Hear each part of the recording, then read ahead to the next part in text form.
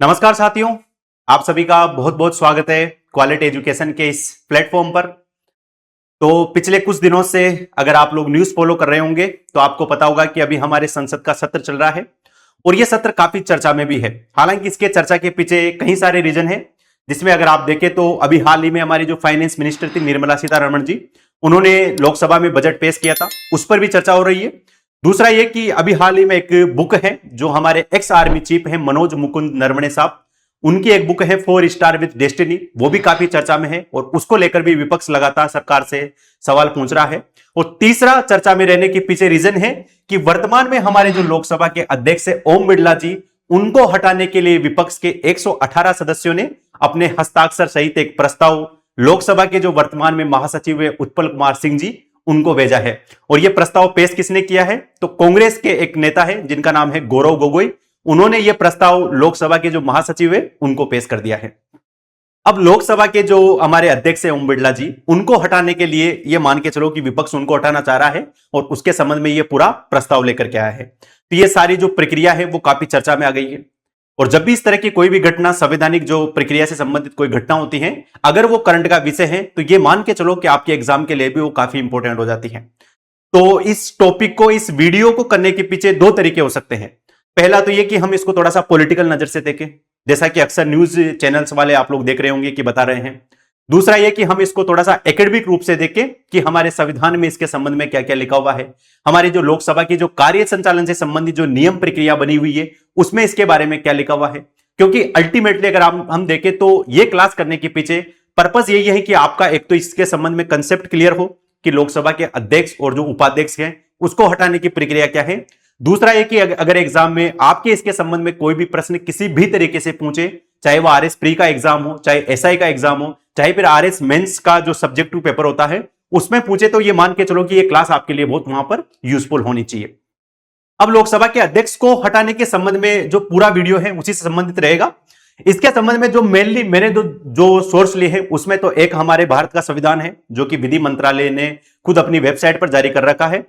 दूसरा ये कि जो हमारी जो लोकसभा से संबंधित जो कार्य पद्धतियां, जो नियम पद्धतियां बनी हुई है वहां पर, उसका एक पूरा जो डॉक्यूमेंट है वो मैंने यहां पर लिया है। और आप बिल्कुल एकदम निश्चिंत हो जाओ, मैं बिल्कुल आसान भाषा में आपको यहां पर एक्सप्लेन करूंगा कि लोकसभा के अध्यक्ष और जो उपाध्यक्ष है उसको कैसे हटाया जाता है और भारतीय संविधान में इसके बारे में क्या क्या लिखा हुआ है।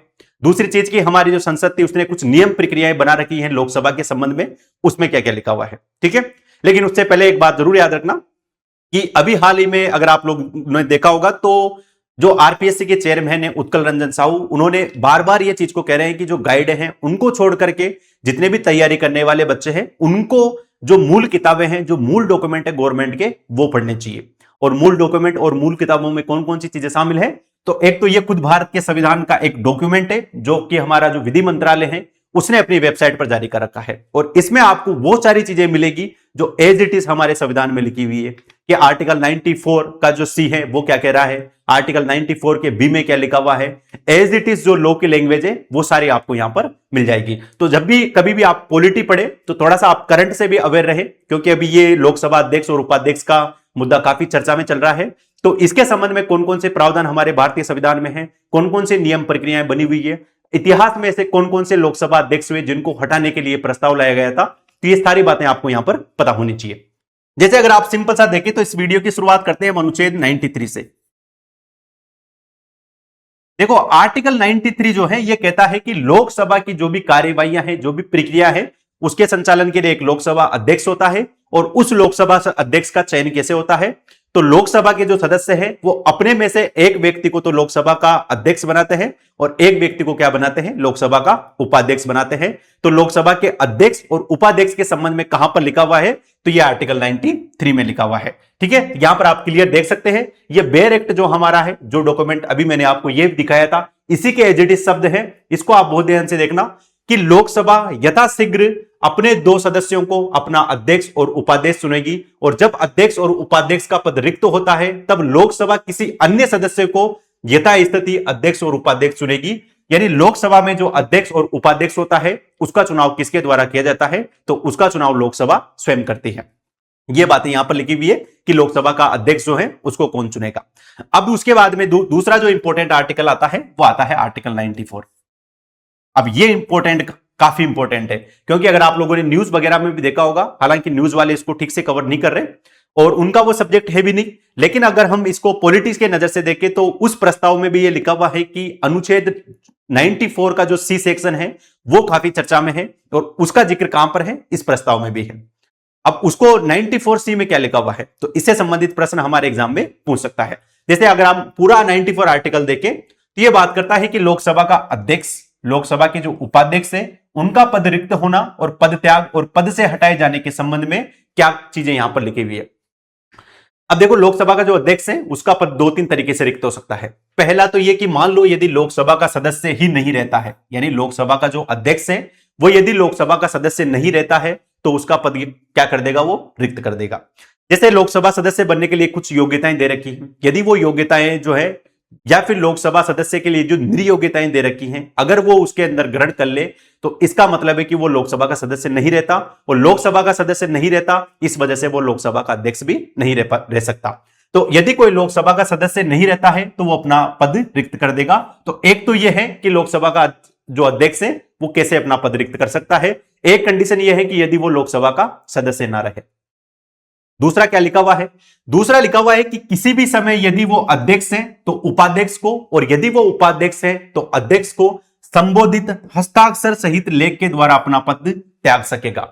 यानी लोकसभा का जो अध्यक्ष है त्यागपत्र भी दे सकता है। अब ये त्यागपत्र किसको देगा, तो यदि अध्यक्ष है लोकसभा का तो लोकसभा का अध्यक्ष अपना त्यागपत्र देता है उपाध्यक्ष को, और लोकसभा का उपाध्यक्ष अपना त्यागपत्र किसको देता है, अध्यक्ष को देता है। और ये किसके माध्यम से देता है, तो ये अध्यक्ष को संबोधित करते हुए अपने हस्ताक्षर सहित लेख के द्वारा अपना पद त्याग सकते हैं। अब देखो एग्जामिनर क्या पूछेगा आपसे, एग्जामिनर ये पूछेगा कि लोकसभा का अध्यक्ष अपना त्यागपत्र उपाध्यक्ष को देता है और उपाध्यक्ष जो है वो अपना त्यागपत्र लोकसभा के अध्यक्ष को देता है। ये भारतीय संविधान के किस अनुच्छेद में लिखा हुआ है। अब वहां पर ऐसे नहीं आएगा कि आर्टिकल 94 में लिखा हुआ है, वहां पर आएगा कि आर्टिकल 94 का क या फिर 94 का ख या फिर 94 का ग। ये चीजें इस तरीके से पूछी जाएगी। तो हमें पता होना चाहिए कि 94 क जो है वो तो ये बात करता है कि यदि लोकसभा का अध्यक्ष सदस्य न रहे तो उसका पद रिक्त कर देगा, और जो 94 क है उसमें लिखा हुआ है कि लोकसभा का अध्यक्ष अपना त्यागपत्र किसको देता है, उपाध्यक्ष को, और उपाध्यक्ष अपना त्यागपत्र किसको देता है, लोकसभा के अध्यक्ष को देता है। तो ये 94 ख भी इसके बारे में याद रखना। तीसरा ये कि ग में क्या लिखा हुआ है कि लोकसभा के तत्कालीन समस्त सदस्यों के बहुमत से पारित संकल्प के द्वारा अपने पद से हटाया जा सकता है, और ये काफी चर्चा में आ रहा है बार बार 94C। इसमें लिखा हुआ है कि लोकसभा के जो अध्यक्ष है उनको कैसे हटाया जाता है, लोकसभा के अध्यक्ष को हटाया जाता है तत्कालीन सदस्य संख्या के बहुमत के आधार पर। अब सवाल आता है कि यह तत्कालीन सदस्य संख्या क्या होती है, और बहुत सारे लोग इसमें थोड़ा सा कंफ्यूज भी होते हैं कि साधारण बहुमत क्या होता है, प्रभावी बहुमत क्या होता है, तात्कालिक सदस्य संख्या का जो बहुमत है वो क्या होता है।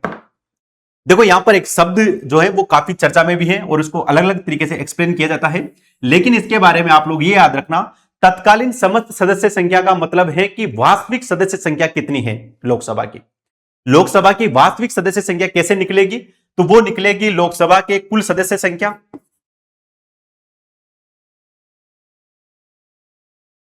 लोकसभा की कुल सदस्य संख्या,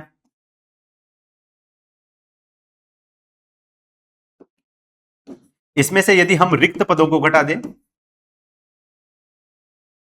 और इसमें अगर हम 2 का भाग दे दें और उसके बाद में उसमें 1 जोड़ दें तो उसके बाद में जो है हमें तात्कालिक बहुमत यहां पर प्राप्त हो जाता है। अब देखो एग्जांपल के लिए समझो, जैसे मान लो अभी लोकसभा में सदस्य संख्या कितनी है, 543 लोकसभा की सदस्य संख्या है, लेकिन ये तो टोटल सदस्य संख्या है। वर्तमान में कितनी सीटें खाली है लोकसभा की, किसी भी वजह से मान लीजिए किसी का निधन हो गया या फिर किसी ने त्यागपत्र दे दिया, मान लो 43 सीटें यहां पर क्या है, रिक्त है। तो अब बहुमत कैसे निकलेगा, तो अब बहुमत निकलेगा 543 में से पहले 43 को माइनस किया जाएगा, फिर उसके बाद में 2 का भाग दिया जाएगा और उसके बाद में 1 क्या किया जाएगा, उसमें जोड़ा जाएगा। तो 543 में से 43 गए तो कितने बचे, 500, और 500 में 2 का भाग देकर के 1 जोड़ेंगे तो बहुमत कितना आएगा, यहां पर 251 आएगा। तो 251 क्या है, तात्कालिक सदस्य संख्या का बहुमत है। और ये कैसे आएगा, तो जब पदों के रिक्त संख्या 43 होगी तो कुल सदस्य संख्या जो है उसमें से रिक्त पद जो है वो घटाए जाएंगे, फिर उसके बाद में 2 का भाग दिया जाएगा और उसमें 1 जोड़ा जाएगा। तो इससे क्या होता है, तात्कालिक सदस्य संख्या का बहुमत यहां पर प्राप्त होता है। तो यह पूरी प्रक्रिया इसके संबंध में अपनाई जाएगी कि लोकसभा में टोटल सीटें कितनी है, उसके अलावा ये देखेंगे कि अभी खाली सीटें कितनी है, तो टोटल सीट में से खाली सीट घटा देंगे, फिर उसके बाद में उसको कम में 2 का भाग देंगे और उसमें 1 ऐड करेंगे, तो वो क्या आ जाएगा, हमारा तत्कालीन सदस्य संख्या का बहुमत आ जाएगा और इसी के आधार पर लोकसभा के अध्यक्ष को हटाया जाता है।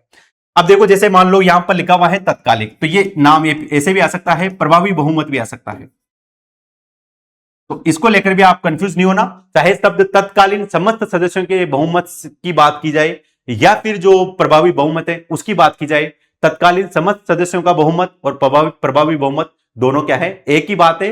और यह कैसे निकाला जाता है कि वर्तमान में जो लोकसभा की सदस्य संख्या जो है वो कितनी है, साथ ही में रिक्त पद कितने हैं, उसमें अगर हम 2 से उसको डिवाइड कर देंगे और उसके बाद में अगर हम उसमें 1 ऐड कर देंगे, तो ये मान के चलो कि हमारा यहां पर बहुमत आ जाएगा। तो कई बार इसको लेकर कई सारी कंफ्यूजन रहती है, तो ये आज के बाद में इसके संबंध में आपको कंफ्यूज नहीं होना है। ये जो 94C का जिक्र बार बार इस प्रस्ताव में हो रहा है लोकसभा के अध्यक्ष को हटाने के लिए, ओम बिड़ला जी को हटाने के लिए, तो उसके संबंध में 94C में क्या लिखा हुआ है कि लोकसभा के जो है तत्कालीन समस्त सदस्यों की बहुमत से पारित संकल्प के द्वारा अपने पद से हटाया जा सकेगा। अब एक शब्द बहुत ध्यान रखना, लोकसभा, यहां पर राज्यसभा का कोई भी जिक्र नहीं है।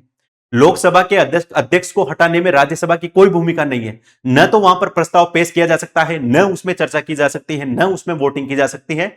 तो राज्यसभा की इसमें कोई भी भूमिका नहीं है, सारी भूमिका किसकी होती है, लोकसभा की।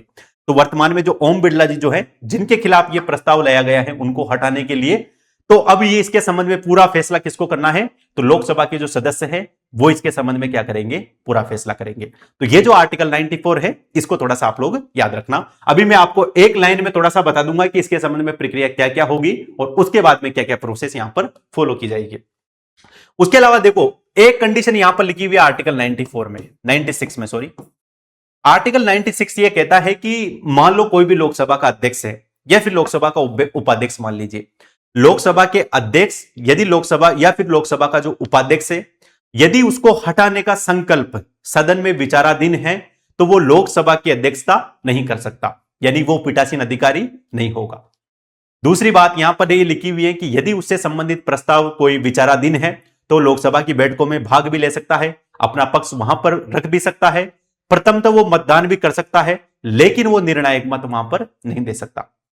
क्योंकि आपने देखा होगा कि सामान्यतः हम ये पढ़ते हैं कि जो भी लोकसभा का अध्यक्ष है वो वोट नहीं देता है जब भी किसी प्रस्ताव पर, किसी भी बिल पर, लेकिन अगर वोट बराबर हो जाए तो वहां पर लोकसभा का अध्यक्ष जो है निर्णायक मत दे सकता है। तो यहां पर इसके संबंध में पूरी प्रोसेस याद रखना कि लोकसभा की किसी बैठक में जब अध्यक्ष उसके पद से हटाने का संकल्प विचाराधीन है तो वो उसका क्या नहीं रहेगा, पीठासीन अधिकारी अध्यक्ष नहीं रहेगा। दूसरी बात कि जब अध्यक्ष को उससे पद से हटाने का कोई संकल्प लोकसभा में विचाराधीन है तब उसको लोकसभा में बोलने की, उसकी कार्यवाहियों में अन्यथा भाग लेने की अधिकार होगा, यानी वो कार्यवाही में भाग ले भी सकता है, कार्यवाही में बोल भी सकता है, ठीक है, और उसके बाद में बोल सकता है, लेकिन वो प्रथमतः ही मत देने का हकदार होगा, यानी वो वहां पर वोट कर सकता है लेकिन मत बराबर होने की दशा में वो मतदान का अधिकार हकदार नहीं होगा। अब आप सिंपल सा ये समझो कि जैसे मान लो लोकसभा के अध्यक्ष कौन है, ओम बिड़ला जी। ओम बिड़ला जी के खिलाफ अभी क्या चल रहा है, प्रस्ताव विचाराधीन है उनको हटाने के लिए। तो आपने देखा होगा कि उन्होंने अपने आप को सदन की जो कार्यवाहियां हैं उनसे अलग कर लिया है, यानी अब जितनी भी सदन की कार्यवाहियां होगी लोकसभा की वो उसकी अध्यक्षता नहीं करेंगे। और यहां पर क्लियर लिखा हुआ है कि अगर उसके संबंध में प्रस्ताव विचाराधीन है तो लोकसभा की जो भी कार्यवाहियां हैं, लोकसभा में का जो अध्यक्ष है पीठासीन अधिकारी है उसके रूप में वो काम नहीं कर सकता। ये बात यहां पर क्लियर लिखी हुई है। लेकिन यह भी लिखा हुआ है कि अगर ओम बिड़ला जी अभी वर्तमान में चाहे तो लोकसभा का जो सत्र चल रहा है उसमें वो भाग ले सकते हैं, उसमें अपना पक्ष रख सकते हैं, वोट भी कर सकते हैं, लेकिन अगर वोट बराबर हो जाता है तो इस स्थिति में वो निर्णायक वोट नहीं कर सकते। तो ये सारी बात किसके संबंध में है, ये लोकसभा अध्यक्ष के संबंध में है।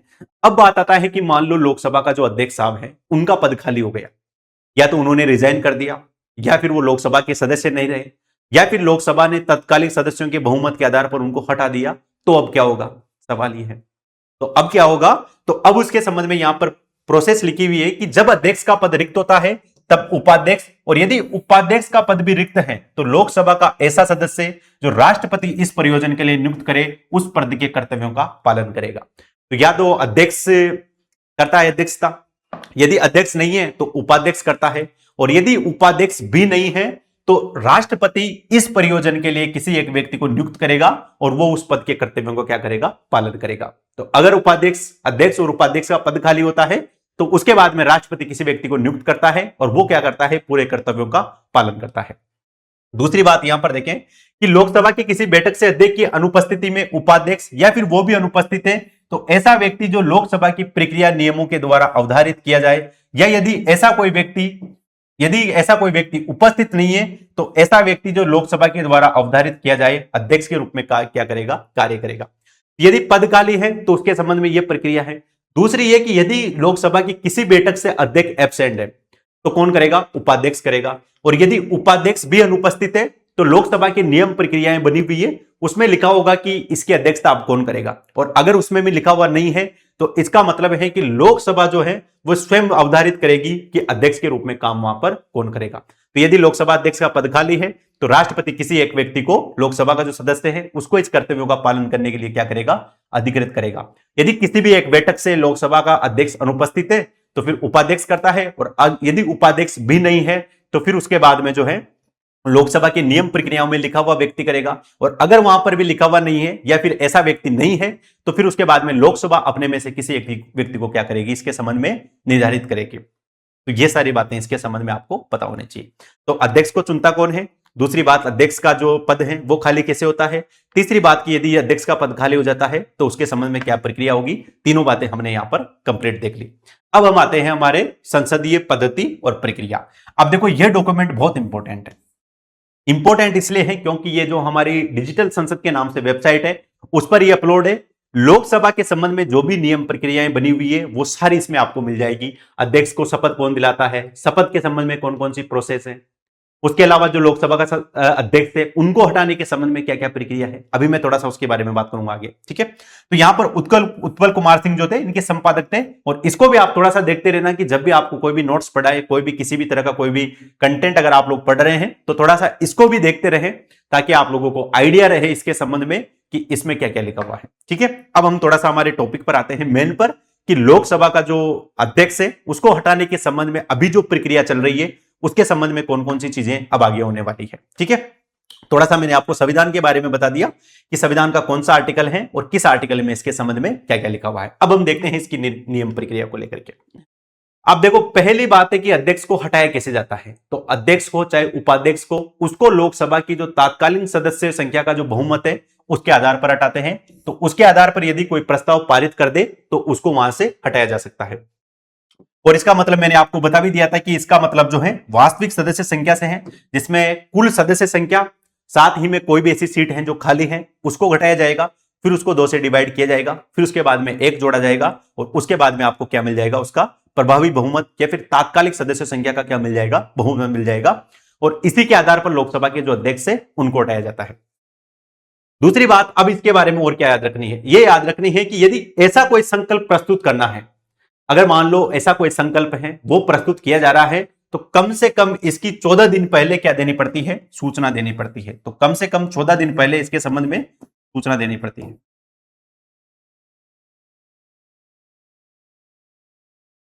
यानी सिंपल सा ये समझो कि अगर आप इसको हटाने के लिए किसी भी तरीके से प्रस्ताव वहां पर लाना चाहते हो तो इसके 14 दिनों पहले आपको क्या देनी पड़ती है, सूचना देनी पड़ती है। जैसा मैंने अभी आप लोगों को कहा था कि विपक्ष के 118 के आसपास जो सांसद थे उन्होंने एक लिखित में एक प्रस्ताव बना करके उस पर हस्ताक्षर करके उसकी लिखित सूचना किसको दे दी, लोकसभा के महासचिव को दे दी।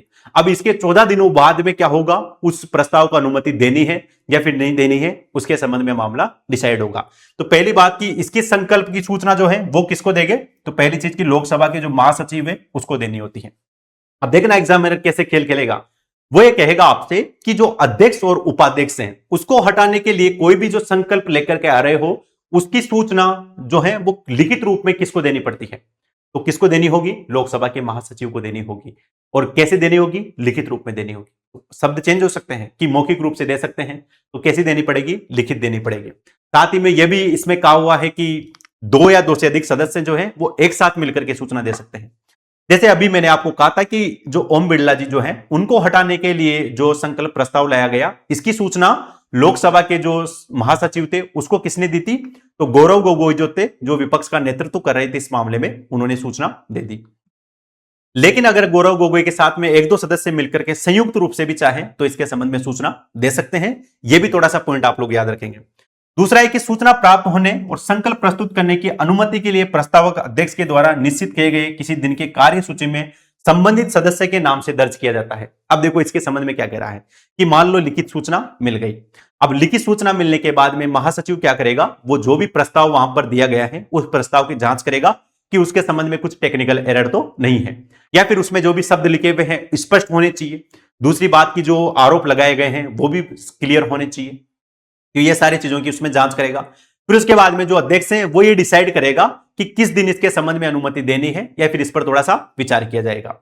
और वो विचार कितने दिनों में किया जाएगा, तो 14 दिनों के बाद की अवधि में, यानी जिस दिन आपने सूचना दी है उसके 14 दिनों के बाद किसी भी एक दिन इसके संबंध में क्या किया जाएगा, विचार किया जाएगा।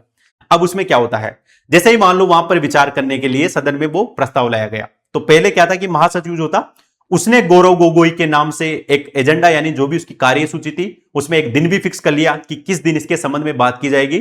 दूसरी बात किसके नाम से किया, तो जिसने लिखित सूचना दी यानी गौरव गोगोई जो थे उन्होंने लिखित सूचना दी उसके नाम से दर्ज कर ली। अब जब इसके संबंध में अगर आगे विचार किया जाएगा जिस भी दिन, उस दिन क्या होगा कि गौरव गोगोई को कहा जाएगा कि आप अपना प्रस्ताव यहां पर रखें।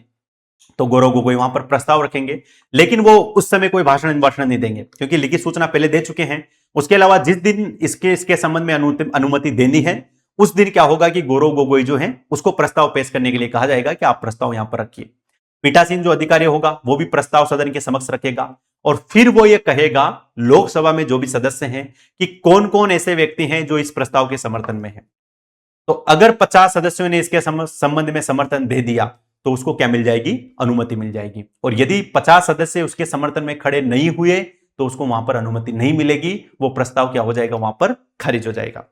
अब देखो इंटरेस्टिंग बात क्या है इसमें, इंटरेस्टिंग बात यह है कि जब भी इस प्रस्ताव को सदन के समक्ष पेश किया जाएगा और पीठासीन अधिकारी यह कहेगा कि इसके पक्ष में कौन कौन है, तो जो भी सदस्य वहां पर खड़े होंगे उन सदस्यों की सिर्फ गिनती की जाएगी। ऐसा नहीं किया जाएगा कि ये सदस्य का नाम ये है, ये सदस्य का नाम ये है, बिना नाम के ही उनकी गिनती कर ली जाएगी कि कितने सदस्य इसके समर्थन में है। यदि सदस्य 50 इसके समर्थन में हो गए तो उसको परमिशन मिल जाएगी, और यदि 50 समर्थन में नहीं हुए तो वहीं पर क्या हो जाएगा, रिजेक्ट हो जाएगा।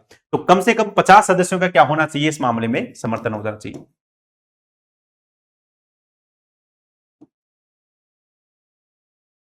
ठीक है, पहली बात है कि जो है वो कोई भी भाषण वहां पर नहीं दिया जाएगा जिस दिन प्रस्तुत पेश किया जाएगा, प्रस्ताव पेश किया जाएगा, और उसकी जो गिनती है वो बिना नाम के दर्ज किए गए गिनती की जाती है, यानी बिना जो नाम है उसके आधार पर गिनती की जाती है। और कम से कम 50 सदस्य यदि खड़े हो जाते हैं तो पीठासीन अधिकारी ये घोषणा करेगा कि ये जो प्रस्ताव है इस पर अनुमति दी जाती है। अब देखो ठीक है, चलो ठीक है कि घोषणा ये हो गई, 50 सदस्य समर्थन में भी खड़े हो गए। अब बात आता है कि उसको क्या देनी है, अनुमति देनी है, और पीठासीन अधिकारी ने यह अनुमति दे दी इस प्रस्ताव को आगे बढ़ाने की। अब जिस दिन उस प्रस्ताव पर वोटिंग होनी है, जिस दिन उस प्रस्ताव पर बात होनी है, वो दिन कौन तय करेगा, तो पीठासीन अधिकारी वो दिन तय करेगा। अब पीठासीन अधिकारी वो दिन कब तय करेगा, तो वो दिन कम से कम 10 दिन से अधिक का नहीं होना चाहिए। पहली बात कि जिस दिन अनुमति मिली, उस दिन अनुमति मिली, उस दिन से लेकर के 10 दिन के भीतर भीतर एक दिन फिक्स करना होगा, 10 दिन से अधिक वहां पर नहीं होना चाहिए। और जब वो एक दिन वहां पर फिक्स किया जाएगा फिर उसके बाद में वहां पर वोटिंग होगी, और यदि तात्कालिक सदस्य संख्या का, जो तत्कालीन सदस्यों का जो बहुमत है उसके आधार पर यदि प्रस्ताव पारित हो गया तो वो क्या हो जाएगा, वहीं पर जो लोकसभा अध्यक्ष है उनको अपना पद छोड़ना पड़ेगा। और यदि प्रस्ताव पारित नहीं हो पाया तो फिर वो वहीं पर क्या हो जाएगा, खारिज हो जाएगा। तो ये सब बातें इसके संबंध में आपको याद रखनी है। और ये जो संकल्प नियत दिन, जिस दिन हम दिन फिक्स करेंगे उसके कार्यसूची में प्रश्नकाल के तो बाद और उस दिन का जो कोई भी कार्य है उसके प्रारंभ करने से पहले यहां पर रखा जाएगा। ठीक है, ये समझ में आ गया होगा आपको। थोड़ा सा अभी मैं आपको एक साथ ब्रीफ कर दूंगा कि इसके संबंध में और कौन कौन सी प्रक्रिया, थोड़ा सा आपको उसके बारे में ध्यान रखना है। दूसरी बात की अध्यक्ष और पीठासीन अधिकारी की अनुमति के बिना इस संकल्प पर होने वाला कोई भी भाषण 15 मिनट से लंबा नहीं होगा। देखो ये शब्द जो है ना बहुत ध्यान से रखना है, क्योंकि मैं यहां पर कह रहा हूं कि जब भी आरपीएससी प्रश्न पूछेगी ऐसे स्टेटमेंट लिख करके आएंगे कि बिना सदन के अनुमति के कोई भी व्यक्ति इस तरह का कोई भी प्रस्ताव होता है उस पर कितने समय तक भाषण दे सकता है, तो 15 मिनट से ज्यादा भाषण नहीं होना चाहिए। लेकिन अगर वो व्यक्ति जिसने ये प्रस्ताव पेश किया है किसके सामने, लोकसभा के महासचिव के सामने, जैसे गौरव गोगोई हैं, वो चाहे तो जो पीठासीन अधिकारी हैं इस समय उसकी परमिशन ले सकता है और उसकी अनुमति से 15 मिनट से अधिक भी भाषण दे सकता है। यानी सामान्यतः ये मानो कि कोई भी सदस्य इस तरह का कोई भी प्रस्ताव होता है तो बिना सामान्यतः कितने यानी 15 मिनट के आसपास भाषण देगा, 15 मिनट से ज्यादा भाषण नहीं होना चाहिए। लेकिन एक सदस्य है जिसने ये प्रस्ताव पेश किया है, जिसने इस प्रस्ताव को प्रस्तुत किया है, जो विपक्ष को लीड कर रहा है, यानी जैसे इसमें गौरव गोगोई है, वो पीठासीन अधिकारी की परमिशन ले सकते हैं और परमिशन लेकर के 15 मिनट से अधिक भाषण दे सकते हैं। तो ये दोनों चीजें आपको पता होनी चाहिए कि ये दोनों चीजों में फर्क क्या है। तो 15 मिनट से अधिक समय तक यदि गौरव गोगोई भाषण देना चाहे तो दे सकते हैं, लेकिन उसको किसकी अनुमति लेनी पड़ेगी? तो उस समय जो पीठासीन अधिकारी है उसकी उनको परमिशन लेनी पड़ेगी। तो ये बात इसके बारे में थोड़ा सा याद रखेंगे, ठीक है। अब देखो क्या है कि ऐसा पहली बार नहीं हुआ, यानी कि हमारा जो इतिहास अगर आप देखोगे, ऐसा नहीं है कि लोकसभा के जो अध्यक्ष है ओम बिरला जी, उनको ही हटाने के लिए पहली बार ये प्रस्ताव पेश किया गया है। इससे पहले अगर आप थोड़ा सा इतिहास में देखोगे तो 1954 में हमारे जो पहले लोकसभा के अध्यक्ष थे गणेश वासुदेव मोवलंकर, उनके खिलाफ भी अविश्वास प्रस्ताव लाया गया था। और वो प्रस्ताव कौन लेकर के आए थे? तो उस समय समाजवादी पार्टी के एक सांसद थे विघ्नेश्वर मिश्रा, वो ये प्रस्ताव लेकर के आए थे। फिर उसके बाद में 1966 में सरदार हुकुम सिंह जो थे उनके खिलाफ प्रस्ताव लेकर के आए। सरदार हुकुम सिंह के लिए प्रस्ताव कौन लेकर के आए? तो मधु लिमे जो समाजवादी पार्टी से संबंधित थे वो प्रस्ताव लेकर के आए। उसके अलावा 1987 में जो बलराम जाखड़ लोकसभा के अध्यक्ष थे उनके खिलाफ प्रस्ताव लेकर के आए और प्रस्ताव पेश किसने किया? सोमनाथ चटर्जी ने। तो पहला नाम किसका याद रखना कि गणेश वासुदेव मोवलंकर के खिलाफ भी प्रस्ताव लाया जा चुका है उनको हटाने के लिए। और कौन लेकर के आए थे? तो विघ्नेश्वर मिश्र जो थे वो प्रस्ताव लेकर के आए थे। फिर उसके बाद में दूसरा नाम है यहां पर सरदार हुकुम सिंह, उनके खिलाफ कौन लेकर के आए थे? तो मधु लिमे जो समाजवादी पार्टी के थे वो लेकर के आए थे। तीसरा ये बलराम जाखड़ का नाम आप लोग याद रखेंगे, ये लोकसभा के अध्यक्ष थे और इनको हटाने के लिए भी प्रस्ताव लाया गया था। और प्रस्ताव कौन लेकर के आए थे? सोमनाथ चटर्जी। और अब ओम बिरला जो थे वो चौथे लोकसभा के अध्यक्ष बन चुके हैं जिनको हटाने के लिए प्रस्ताव यहां पर लाया जा रहा है। तो ये प्रस्तुत किसने किया, इसकी जानकारी किसने दी, सूचना किसने दी? गौरव गोगोई ने दी। इस प्रस्ताव पर पहले हस्ताक्षर किसने किए? तो केसी वेणुगोपाल कांग्रेस के जो सांसद थे उसने किए। और उसके बाद में दूसरे हस्ताक्षर किए थे टीआर बालू जो कि द्रविड़ मुनेत्र कड़गम यानी डीएम के जो है उसके सांसद है। यानी ये मान के चलो कि ये जो प्रस्ताव ये कांग्रेस का भी सपोर्ट है और कांग्रेस के जो भी एलाइड्स है या फिर डीएम के जैसी जो पार्टियां हैं उसका इसमें क्या है? समर्थन है। और 118 सदस्यों के आसपास पूरा जो मामला है वो लिख करके लिखित प्रस्ताव जो है इसकी सूचना लोकसभा के महासचिव को चली गई है। अब इसके संबंध में क्या होगी? पूरा डिस्कशन होगा।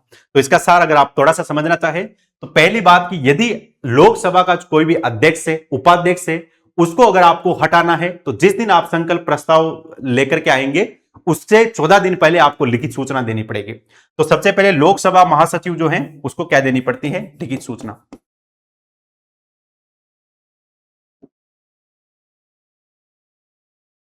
लोकसभा महासचिव को लिखित सूचना देनी पड़ेगी।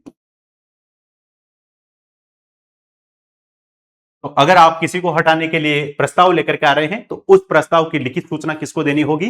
लोकसभा के महासचिव को। फिर उसके बाद में 14 दिन बाद कोई भी एक दिन फिक्स किया जाएगा और उस दिन जो है इसके संबंध में क्या दी जाएगी? अनुमति दी जाएगी कि यह प्रस्ताव आगे बढ़ना चाहिए या फिर नहीं बढ़ना चाहिए। उस दिन क्या होगा? तो पीठासीन अधिकारी जो सदस्य हैं जो इसके समर्थन में हैं उनको खड़े होने के लिए कहेगा कि जो जो इसके समर्थन में है वो यहां पर क्या हो? खड़े हो। और यदि 50 सदस्यों का समर्थन मिल गया, 50 सदस्यों का समर्थन क्या है? इसको आवश्यक है। यानी 50 सदस्य यदि इसके समर्थन में खड़े हो गए तो उसके बाद में क्या होगा? प्रोसेस आगे बढ़ेगी। अब क्या होगा कि पीठासीन अधिकारी एक दिन तय करेगा और वो दिन क्या होगा? 10 दिन के भीतर, जिस दिन अनुमति मिलनी है उस दिन से 10 दिन के भीतर भीतर क्या होगा? ये पूरा मामला होगा। और ये जो पूरा मामला है इसमें 10 दिन के भीतर चर्चा होगी और चर्चा होने के बाद में यदि प्रभावी बहुमत से यह प्रस्ताव पारित हो जाता है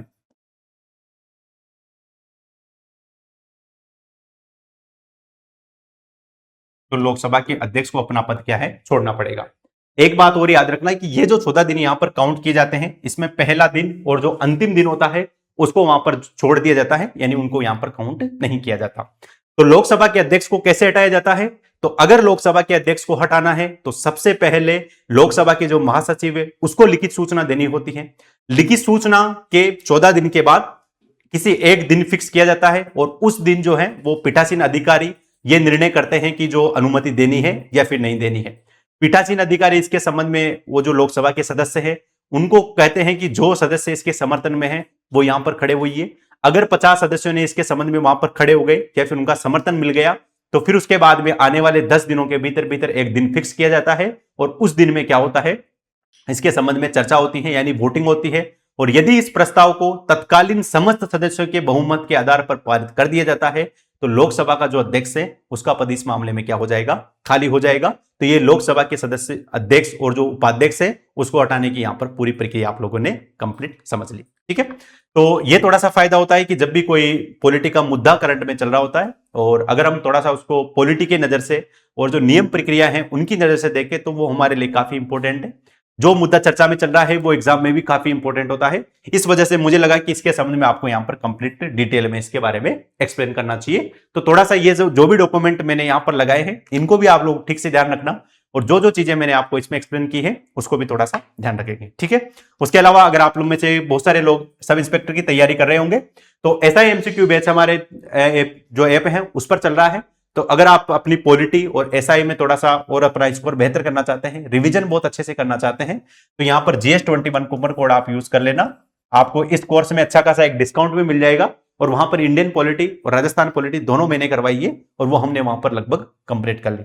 उसके अलावा कुछ बच्चे ऐसे थे जिनकी डिमांड ये आ रही थी कि सर एलडीसी की जो ऑफलाइन टेस्ट सीरीज है उसके संबंध में भी आप लोग बताएं।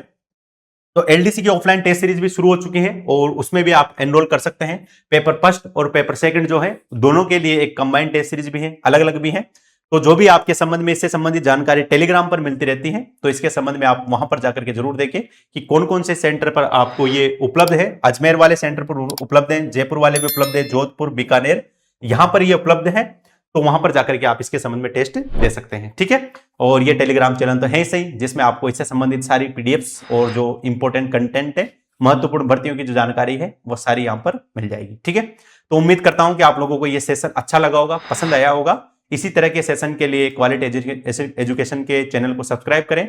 मिलते हैं आप सभी से एक और नई क्लास के साथ, तब तक के लिए बहुत बहुत धन्यवाद। Thank you.